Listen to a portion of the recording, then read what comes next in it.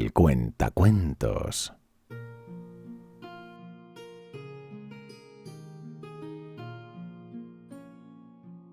Este relato pertenece a la serie sobre la historia de Warhammer Fantasy y The Old World.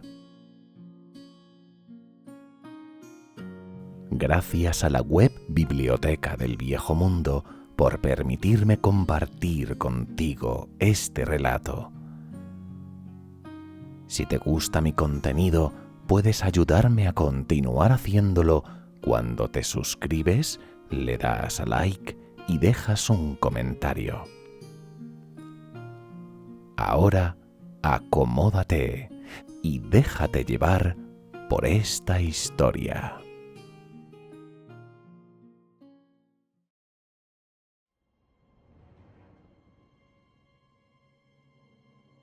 Con la lealtad de Aldred y los Éndalos asegurada, Sigmar volvió a centrarse en otros asuntos de estado que ocupaban buena parte de su tiempo. Durante esta época se produjo el nacimiento de Ulrike, la hija de su amigo Wolfgard y Maeve, quienes le pidieron a Sigmar que fuera el guardián de la espada de su hija.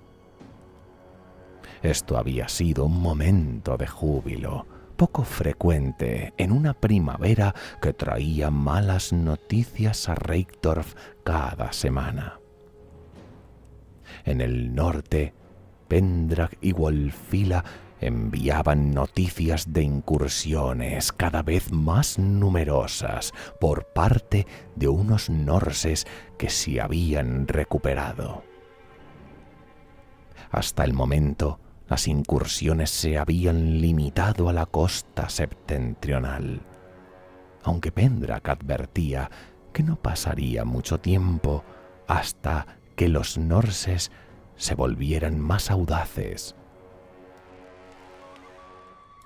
En el este, Freya de los Asoborneos avisaba de que los orcos y goblins estaban atacando un creciente número de asentamientos en las estribaciones de las montañas del fin del mundo.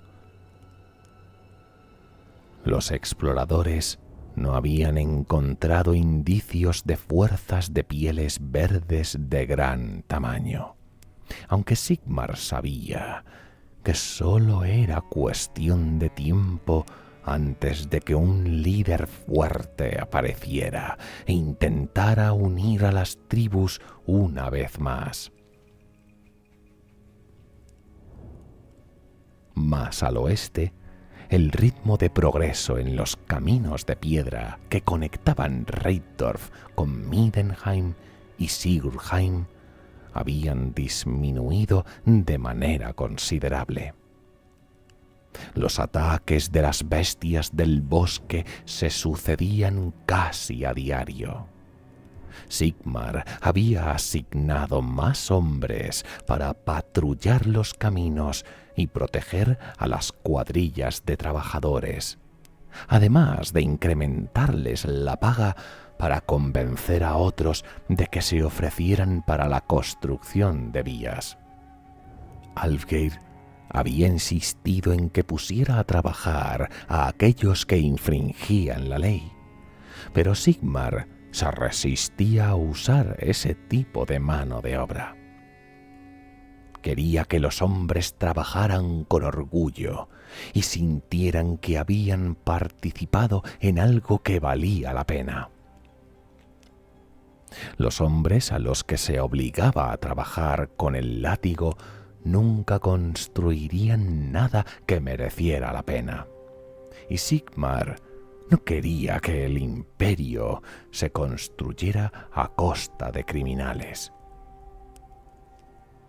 Al sur, el conde Marcus hablaba de los intentos de su gente por recuperar sus dominios tribales, pues los orcos, los trolls y las contrahechas bestias alimaña procedentes de debajo de las montañas se habían vuelto audaces últimamente.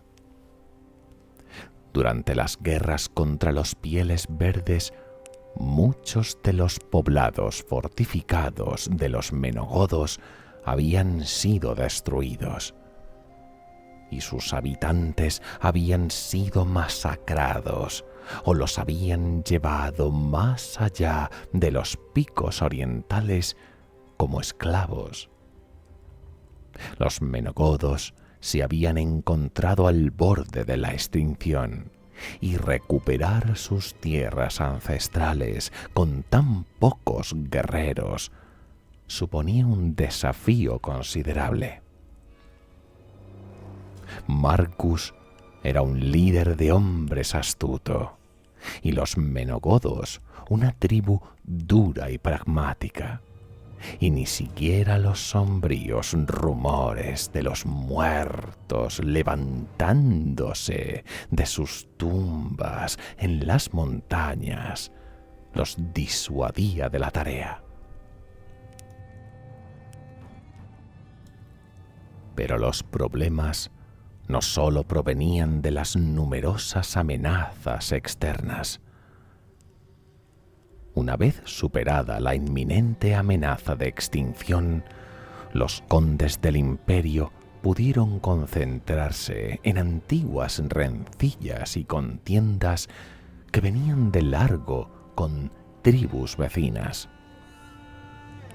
Tanto Krugar como Aloysius habían remitido cartas quejumbrosas en las que afirmaban de nuevo que el otro estaba enviando asaltantes enmascarados para saquear sus tierras. Naturalmente, ambos condes negaban que estuvieran haciendo tal cosa. Al final, Sigmar había convocado a los dos condes de Reyktorf para ponerle fin al asunto. Les recordó a ambos condes los lazos de unión y las alianzas que habían forjado para combatir a sus numerosos enemigos. Y como en aquellos momentos habían dejado de lado su larga enemistad para combatir por un bien común. Les preguntó si debería castigar a los tauletenos por atacar a Aloysius o a los querusenos por atacar a Krugar. Al ver que ninguno tenía respuesta y haciéndoles ver que sus amenazas iban en serio, Sigmar les dio la tercera de que aquellos ataques eran meros actos de bandolerismo y aconsejó a ambos que vigilaran mejor sus fronteras. Tanto Krugar como Aloysius aceptaron la sugerencia de Sigmar, y éste les ordenó que pusieran fin a su disputa y que regresasen a sus tierras como hermanos. Sigmar sabía perfectamente que ambos condes se saqueaban mutuamente, pero esperaba haber dejado las cosas claras y que pusieran fin a las incursiones en las tierras del otro. Por consejo de Eoforth, debía desviar las tendencias belicistas de sus condes hacia un objetivo mejor. Por ello, Sigmar retomó los planes de pedirle cuentas a Marius de los jutones. Cuando el emperador hizo saber a sus condes sus planes de atacar Jotun-Rick, todos y cada uno de ellos le enviaron todas las tropas de las que pudiera prescindir, llegando a formar un ejército de casi 10.000 guerreros. Tras semanas de preparativos para habituallar de manera eficiente a semejante fuerza de combate, partieron de inmediato hacia la capital jutona. Los condes Otwin y Aldred se unieron a Sigmar para apoyarlo en su empresa. Durante la travesía reinaba el buen humor, y todas las noches Sigmar iba de fogata en fogata hablando con sus guerreros y escuchando sus relatos.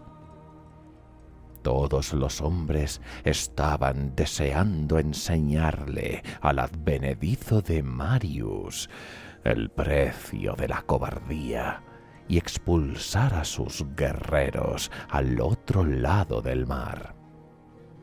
Sigmar les recordaba que los jutones seguían siendo hombres y que sería mejor incorporarlos al imperio que destruirlos, aunque aquellas palabras sonaban vacías, incluso para él, pues Marius los había abandonado cuando más lo necesitaban, y no sabía si merecía formar parte de su nuevo imperio.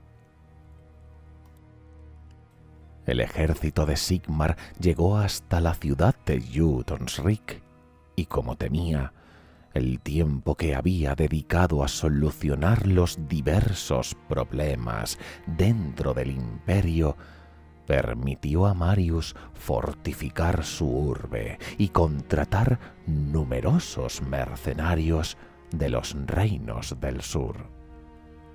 Sigmar esperaba poder conquistar Jotun-Schrik en pocos meses, pero cometió el error de subestimar a Marius.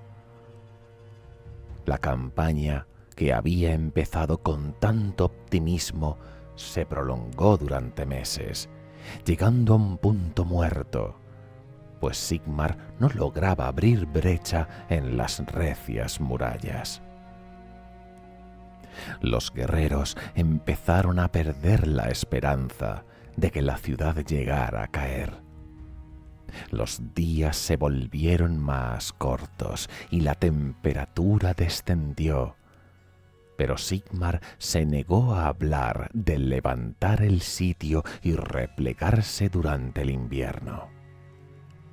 Retirarse solo les brindaría a los defensores ánimos y más oportunidades para fortificar su ciudad. Jotun-Schrik caería, y caería a manos de ese ejército. La moral subió con la llegada de la primavera, pero cualquier optimismo de que la batalla pudiera terminar pronto se hizo añicos cuando flotas de embarcaciones que portaban las banderas de reyes desconocidos llegaron desde el sur, llenos de provisiones y guerreros mercenarios para abastecer la ciudad. La primavera se convirtió en verano, y el ejército de Sigmar se fue sintiendo cada vez más frustrado a medida que el sitio se alargaba y todos los ataques eran rechazados. Una sección de la muralla oriental se desplomó a mediados de verano, y los turingios cargaron de inmediato hacia la brecha. Una firme hilera de mercenarios del sur defendió la brecha con largas picas, y los guerreros del conde Otwin fueron rechazados sin alcanzar nunca la cima. Para cuando amaneció, habían llenado de escombros y vuelto a fortificar la brecha. Pero las catapultas de Sigmar habían concentrado sus esfuerzos en esa parte debilitada de la muralla. Al principio había dado la impresión de que ese era el cambio de suerte que los atacantes habían estado esperando. Pero esa noche unos asaltantes jutones habían logrado atravesar las trincheras y les prendieron fuego a 3 de las máquinas de guerra antes de que los atraparan y mataran. Sigmar mandó ejecutar a los centinelas nocturnos y apostó una guardia permanente de 50 hombres procedentes de cada tribu para que protegieran las catapultas restantes, ya que no podía permitirse perder ninguna más de sus valiosas máquinas de guerra. Transcurrieron los meses y las murallas de Jotun-Rik seguían en pie, desafiando a Sigmar mientras su ejército se enfrentaba a su segundo invierno en la costa occidental. El asedio de la ciudad había durado casi 3 meses, y la ira que Sigmar sentía hacia Marius creció enormemente. Finalmente, tras semanas de ataques constantes, las catapultas lograron abrir una brecha lo suficientemente amplia en las murallas.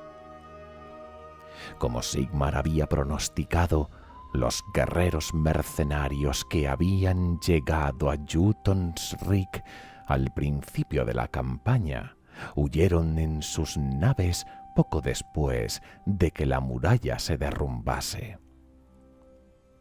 Viendo su oportunidad, Sigmar ordenó luchar a todos los guerreros de su ejército, jugándoselo todo en ese asalto, pues no habría una segunda oportunidad si fracasaba. Durante el asalto, Sigmar se enfrentó directamente contra Marius. El emperador reconoció haberlo infravalorado, al pensar que solo era un amanerado comerciante. Pero el rey Jutón le demostró ser un general astuto y un gran guerrero.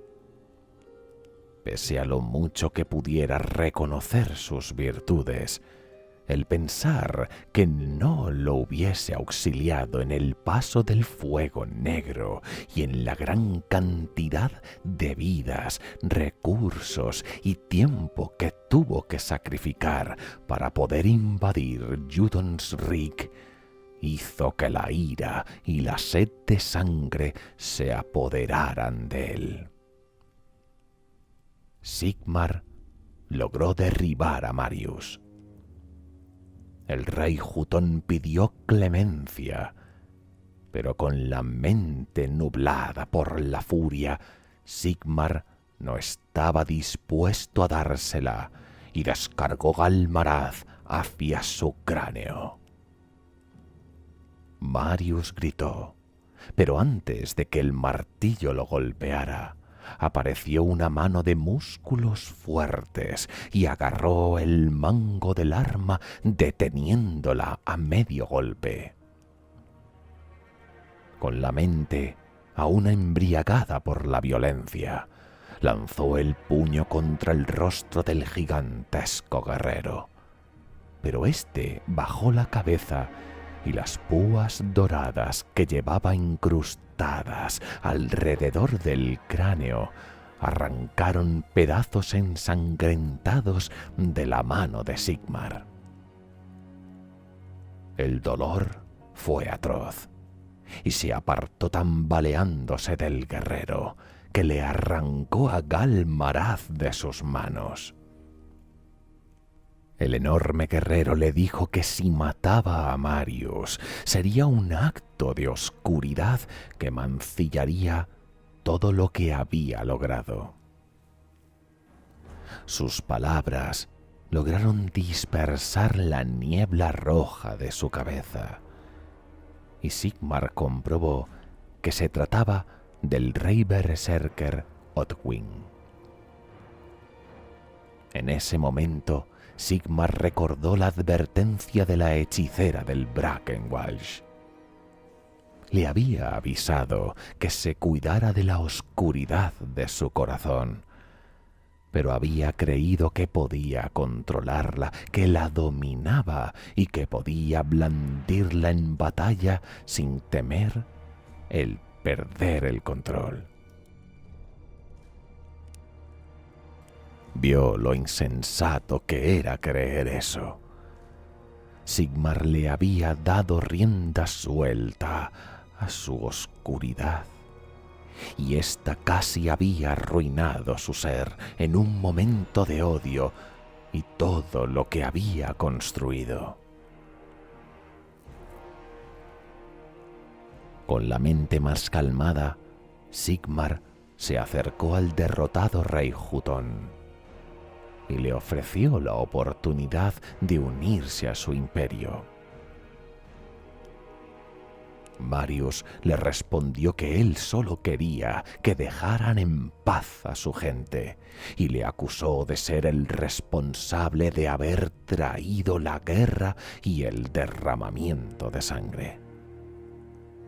Sigmar no negó las acusaciones de Marius, asegurándole que será una carga para el resto de sus días, pero también le explicó los beneficios que obtendría si se unía a ellos. El rey Hutón le respondió que no sería vasallo de ningún hombre, ni le juraría lealtad a ningún hombre que lo exija apuntándole con un arma cubierta de sangre. Sigmar se arrodilló ante él y le ofreció Galmarad, poniendo su vida en sus manos como símbolo de la sincera hermandad que le ofrecía, pidiéndole que lo matara ahí mismo si no lo juzgaba digno, jurando que ninguno de sus hombres volvería a violar nunca sus tierras. Marius tomó el martillo rúnico y miró la matanza a su alrededor. Vio la muerte de su gente y momentáneamente consideró matarlo. Pero pronto comprendió lo equivocado que había estado con respecto a Sigmar todo ese tiempo y le devolvió el martillo. Los dos soberanos hicieron el juramento de espadas y de esta manera los jutones se unieron también al imperio. Sigmar se había ganado a los jutones para su causa, gracias a lo cual abundantes riquezas llegaban al imperio desde el oeste. Eso después de diezmar la 20ª parte de los ingresos anuales de Jotunsrik para distribuirla entre los guerreros que lucharon tan duro para tomar la ciudad. Aunque Marius odió eso, incluso con el diezmo, las arcas de su ciudad estaban abarrotadas de oro gracias a todo el comercio que se abrió ante él por aliarse con Sigmar. Y para asegurarse que el líder Hutón cumpliera su juramento, Sigmar dejó 1000 guerreros en Jotunsrik, una fuerza mixta de guerreros de todas las tribus formados por miembros que no hubiesen perdido a seres queridos durante el asedio. Gracias a las riquezas que obtenía Jotunsrik, se pudo financiar numerosos proyectos en el imperio, entre ellos la construcción de viaductos que facilitaran la entrada a la ciudad de Middenheim. Desde que había elegido a su amigo Pendrag como gobernante de la ciudad, ésta había crecido y prosperado notablemente. Sin embargo, su hermano de armas le pidió ayuda para un asunto muy acuciante. Sigmar viajó hacia Middenheim, encontrándose con una ciudad muy cambiada desde la última vez que la vio. Se alegró de ver de nuevo a su amigo Pendrag, también algo cambiado. Con él estaba Mirza, que parecía tan recio y duro como siempre. Al saludarle, Sigmar recordó el aviso de la hechicera de no dejar que el guerrero eterno muriera antes de que le llegara la hora. Le había parecido una petición ridícula en ese momento, y aún más ahora, pues no sabía cómo se podía prometer algo así. Pese a aquel alegre reencuentro, Pendrag tenía malas nuevas para el emperador, y lo llevó a un edificio apartado que servía de prisión para algo malvado, un no muerto. Mientras era conducido a las profundidades de la prisión, le explicaron que mientras luchaba contra los jutones, los norses habían estado asaltando toda la costa y destruyendo docenas de asentamientos y masacrando a sus habitantes. Sin embargo, recientemente, un gran mal distinto a ellos ha estado atacando los asentamientos de las marcas septentrionales. 2 meses antes, los sacerdotes de Mor informaron a Pendrag de sueños que estaban teniendo los dotados, sueños de un mal que llevaba mucho tiempo muerto y había despertado en las montañas centrales. Menos de una semana después recibieron las primeras historias de muertos vivientes atacando los pueblos en las estribaciones de las montañas.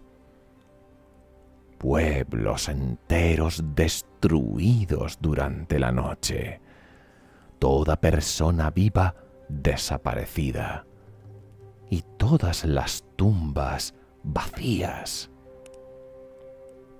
Aparentemente, algo peor que un mero nigromante había hecho acto de presencia en las montañas.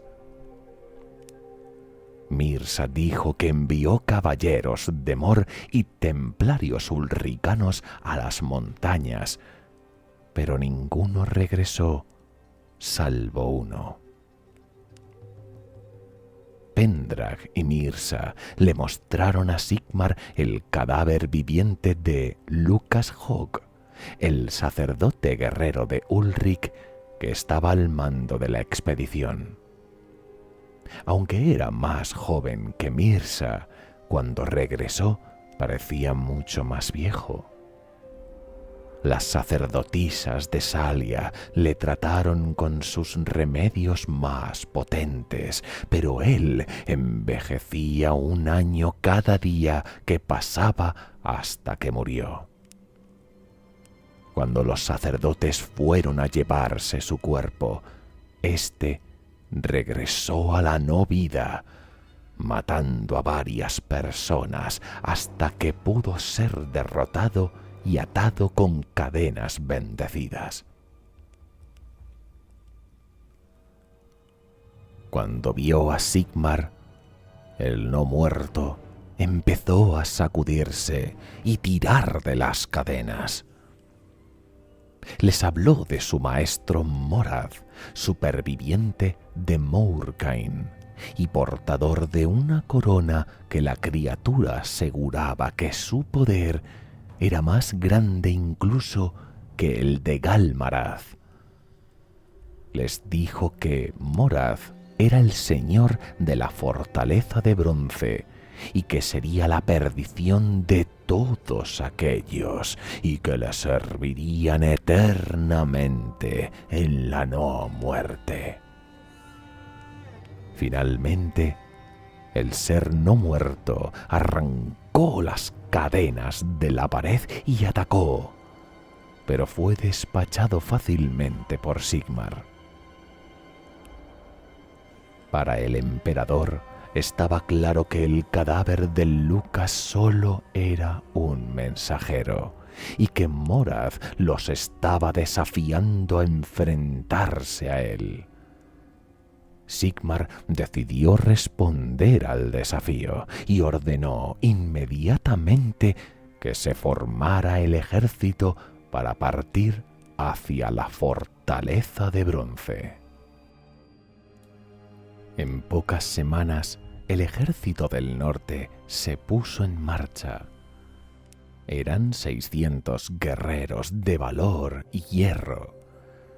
Solo los más valientes se habían unido al estandarte del dragón, pues marchar bajo esa bandera rojo sangre suponía una declaración de que no se iba a tener clemencia con el enemigo, ni se la esperaba a cambio. Sigmar lideró al ejército, acompañado por Pendrak, Mirsa y Redwan, y a medida que se acercaban a las montañas centrales, vieron los primeros efectos y las consecuencias de la presencia del nigromante, reforzando así su determinación por destruir semejante maldad. El ejército continuó su camino, avanzando hacia los picos elevados, serpenteando por un camino traicionero a través de valles helados y desfiladeros envueltos en niebla, mientras ascendían por encima de la línea de nieve. Sigmar eligió su rumbo sin comprender realmente qué lo guiaba, ya que aquella región estaba poco cartografiada y pocos habían viajado por allí y habían vivido para contarlo. Sentía como si el viento más frío del mundo soplara desde el corazón de las montañas, y Sigmar simplemente se limitaba a seguirlo, llevando a su ejército cada vez más hacia lo desconocido. Finalmente, el ejército llegó hasta el valle helado donde se encontraba la fortaleza de bronce, una estructura de aspecto impresionante. Mientras el ejército caminaba a través del lago helado que llenaba el fondo del valle, Sigmar y toda su hueste vieron debajo de la gruesa capa de hielo el reflejo de una ciudad esplendorosa, más grande que la propia Reyktorf, con imponentes palacios, templos y estatuas. Sin embargo, a pesar de toda su gloria, era un lugar muerto, una farsa de una ciudad donde si vivían vidas era por casualidad. Mientras formaba esa última idea, la idea tembló un segundo, como si la ciudad no fuera más sustancial que la niebla matutina.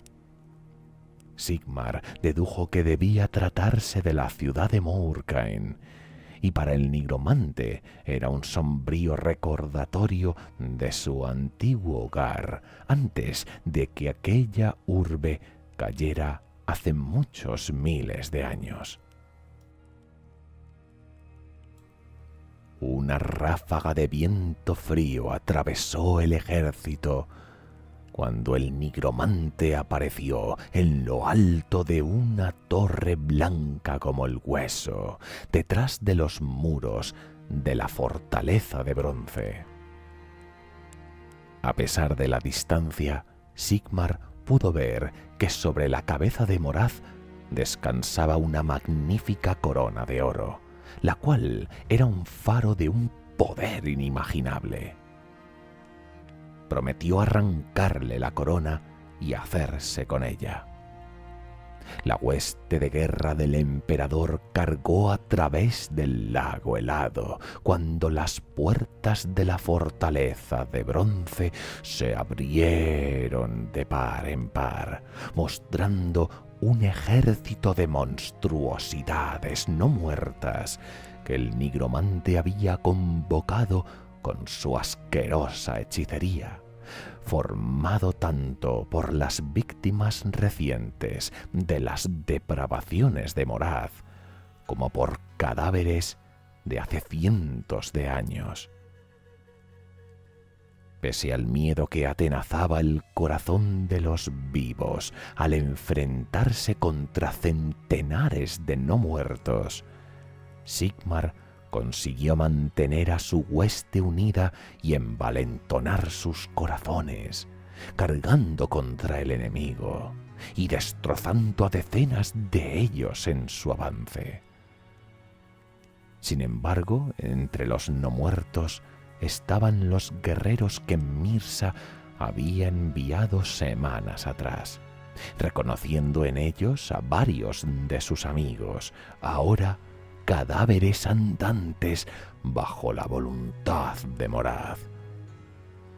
Esto resultó ser un error fatal, pues la impresión lo distrajo momentáneamente, dándole la oportunidad del que había sido su hermano de armas, de herirlo gravemente. Sigmar fue de inmediato al rescate del guerrero eterno, recordando la advertencia de la hechicera del Bracken Walsh de que no podía morir antes de que le llegara la hora. Sigmar arrastró a Mirza fuera del combate y lo puso bajo custodia de un grupo de guerreros, a los que les ordenó que lo protegieran costase lo que costase. Para asegurarse su supervivencia, Sigmar le dio a Mirza el colgante con forma de puerta que su padre le había dado cuando estaba en las bóvedas grises del inframundo, asegurándolo que lo mantendría con vida. Sigmar volvió al combate con su martillo dorado brillando con una luz dorada, iluminando el camino del ejército hacia el portalón de la fortaleza. Grupos irregulares de guerreros lo siguieron. Toda apariencia de orden había desaparecido en el desesperado combate para atravesar el muro de escudos. Habían abierto una brecha en la ciudadela del nigromante, pero a un alto precio. Cientos de hombres de Sigmar estaban heridos. Incluso si conseguían derrotar a Moraz, muchos no sobrevivirían para llegar a Middenheim. Esa idea estimuló a Sigmar a apresurarse más y atravesó el portalón en sombras hasta llegar a una explanada adoquinada en medio de la antigua fortaleza. En el interior de las murallas comprobó que la fortaleza de bronce no era más real que la ciudad fabricada bajo el hielo. Al igual que aquella ciudad sumergida, la fortaleza era poco más que un conjunto de ruinas, bajo un reluciente artificio creado por Moraz, una ficción para recordar glorias pasadas y antiguos triunfos. La única estructura real en el interior de la fortaleza era la torre hecha de refulgente piedra nacarada, en cuya cima se encontraba el nigromante. Sigmar asaltó la torre junto a varios de sus soldados, encontrándose con más guerreros no muertos que les cortaban el paso. Durante los combates se le cayó la corona a Alaric de la cabeza, pero decidió no centrarse en ello y seguir presionando para avanzar. Tras ordenarle a Redwan y sus guerreros que contuvieran a la amenaza todo lo posible, él y Pendrag ascendieron rápidamente por la torre hasta llegar a la sala donde se encontraba Moraz. El nigromante se burló de ellos, especialmente de Sigmar, pues había sentido su poder y planeaba matarlo para convertirlo en su sirviente. usando su nigromancia amplificada por el poder de la corona, les llenó las mentes con pensamientos de decadencia y de muerte, de todo por lo que habían luchado y de todo por lo que habían sacrificado tanto terminaría por sucumbir, y cómo el imperio caería irremediablemente. Pendrag no tuvo la fortaleza suficiente para soportarlo, y Moraz empezó a arrebatarle su fuerza vital. Con toda su voluntad, Sigmar logró resistir su nefasta influencia. El nigromante no podía dar crédito que un mero mortal pudiera resistir el poder nigromántico de la corona, y trató de defenderse, pero un potente golpe de Galmarad destruyó su negro báculo. Moraz pareció encogerse dentro de su túnica, como si su forma estuviera menguando, mientras el poder de la corona de la hechicería que lo había sustentado a lo largo de los siglos abandonaba poco a poco su cuerpo. Moraz se sintió traicionado de que el espíritu de Nagash decidiera dejarlo a su suerte. La carne se consumió, y la corona que había llevado con tal orgullo arrogante se deslizó lamentablemente de su frente, cayendo frente a los pies de Sigmar. El emperador agarró al escuálido Moraz por la garganta, alzándolo con una sola mano. Invadido por el miedo, el nigromante trató de farfullar súplicas de clemencia mientras forcejeaba débilmente. Pero Sigmar ignoró sus ruegos y lo llevó hasta el balcón de la torre. Recorrió el helado campo de batalla con la mirada y comprobó que los guerreros muertos ya no luchaban. Sus huesos se habían convertido en polvo, y la ciudad de debajo del hielo comenzó a desvanecerse como un lejano recuerdo mientras él observaba. Sus guerreros soltaron una ovación al verlo en la cima de la torre, con el nigromante como prisionero. Aullaron pidiendo la muerte de Moraz, y no eran los únicos. El viento llevaba débiles gemidos de rabia. Los espíritus liberados de los muertos exigían venganza. Con gusto, Sigmar obedeció sus deseos de justicia y de venganza y arrojó al nigromante desde lo alto de la torre, observando cómo su escuálido cuerpo caía dando tumbos y girando hasta que inevitablemente se estampó contra el suelo de debajo. Con su muerte, Sigmar sintió que lo recorría una oleada de gratitud. Miles de rostros y nombres pasaron fugazmente por la mente de Sigmar. Cada uno era un alma liberada de una condena eterna, y le corrieron lágrimas de júbilo por el rostro mientras seguían adelante. Entonces Sigmar se percató de la corona de Moraz en el suelo. Al recogerla, sintió el enorme poder ligado a ella, tan antiguo que estaba fuera incluso del alcance de la gente de las montañas. Durante un momento fugaz, contempló una antigua ciudad del desierto y una hueste de ejércitos enjollados marchando a través de las abrasadoras arenas bajo magníficos estandartes de color azul y oro. Pero la visión se desvaneció y la increíble vista de las montañas centrales apareció de nuevo ante él. Entonces se acordó de Pendrag. Sigmar corrió al lado de su amigo agonizante, impotente al no poder hacer nada para salvarlo.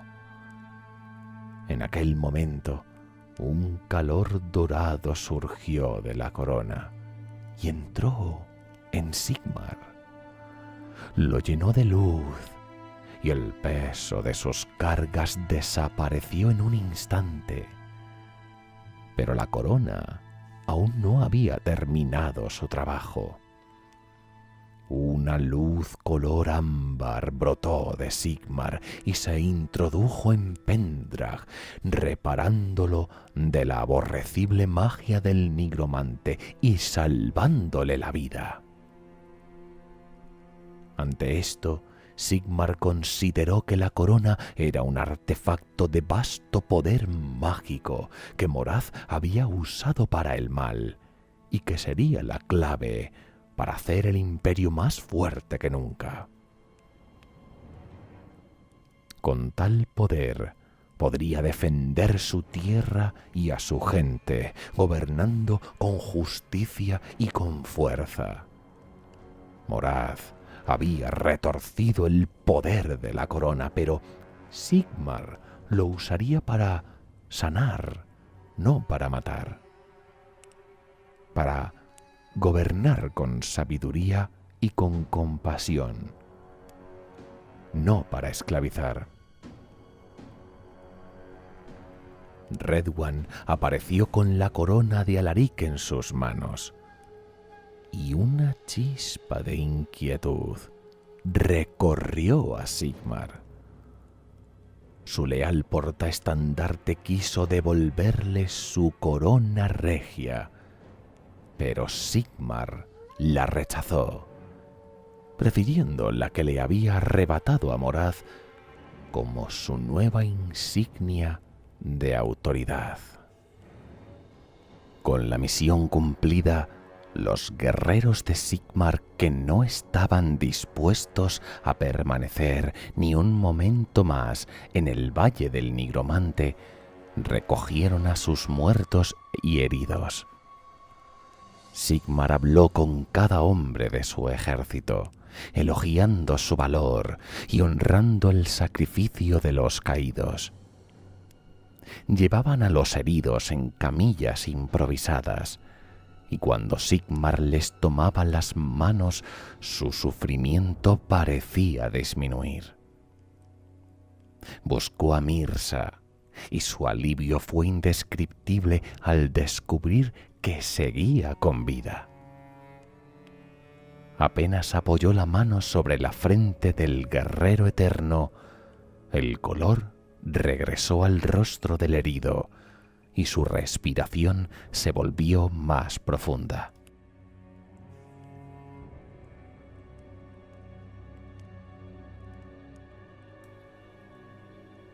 Olvidando su promesa de echar abajo la fortaleza de bronce, Sigmar condujo a sus guerreros fuera de las montañas de regreso a Middenheim.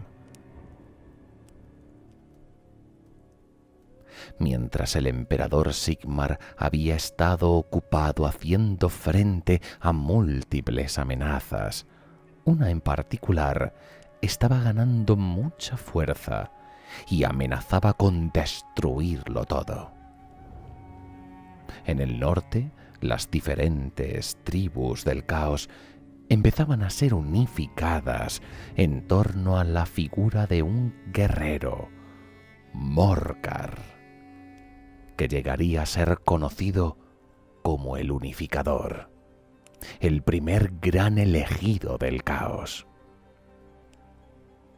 Antes de iniciar la invasión del imperio, había organizado incursiones menores para probar sus defensas, así como también sembrar el miedo entre los imperiales.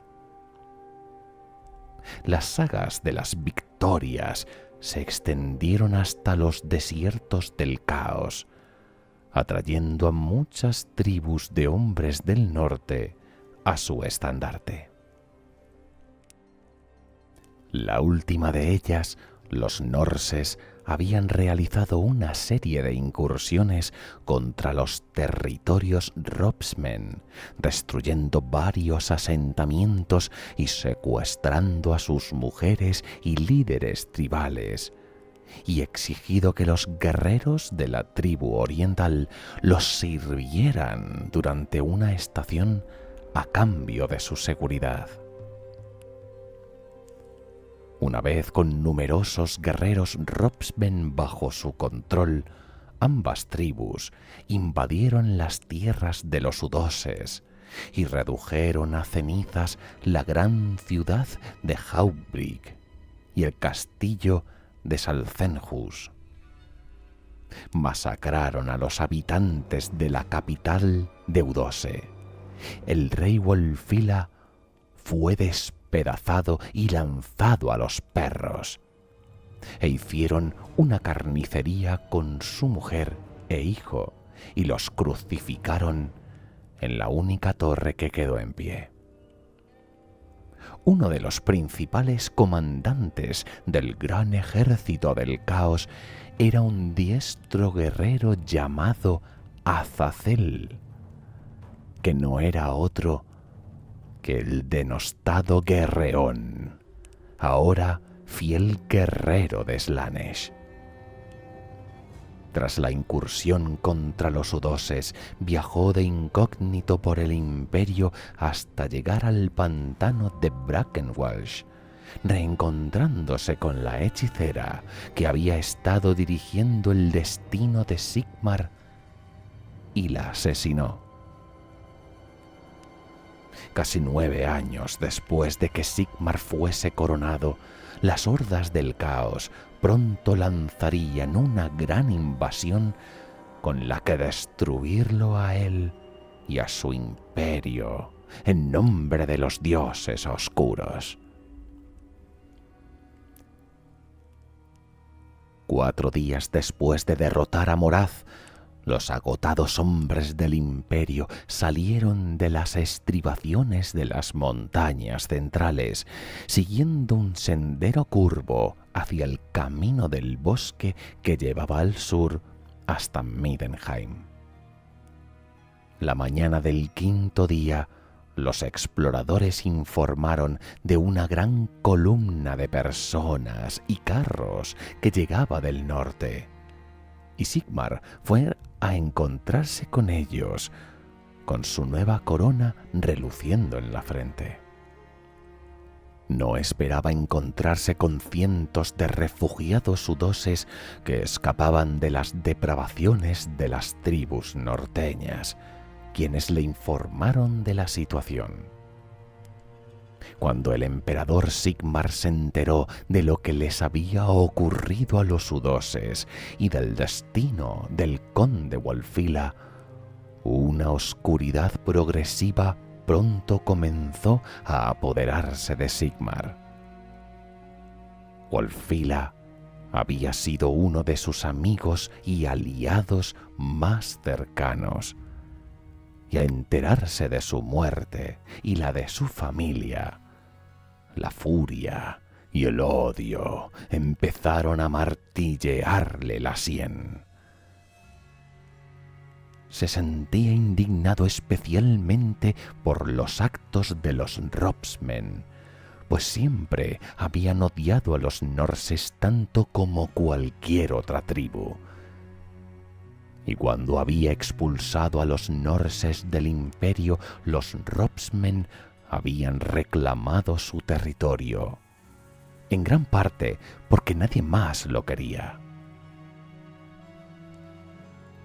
En su misión para unir a las tribus de los hombres, Sigmar no había buscado los juramentos de espada de los caciques Robsmen, porque vivían tan al este que eran, a todos los efectos, una tribu de una nación diferente.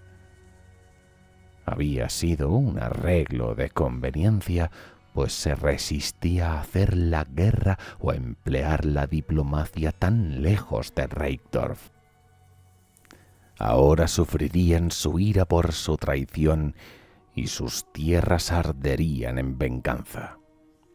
El emperador reunió una poderosa hueste de guerreros lo más rápido posible para vengar la muerte del conde Wulfila. Estaba compuesto por guerreros de todas las tribus, pero la mayoría eran udoses, deseosos de vengar la muerte de su conde y su propio pueblo.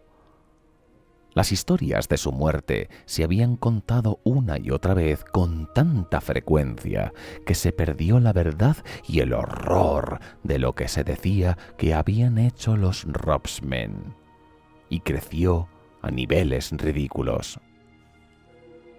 El emperador reunió una poderosa hueste de guerreros lo más rápido posible para vengar la muerte del conde Wulfila.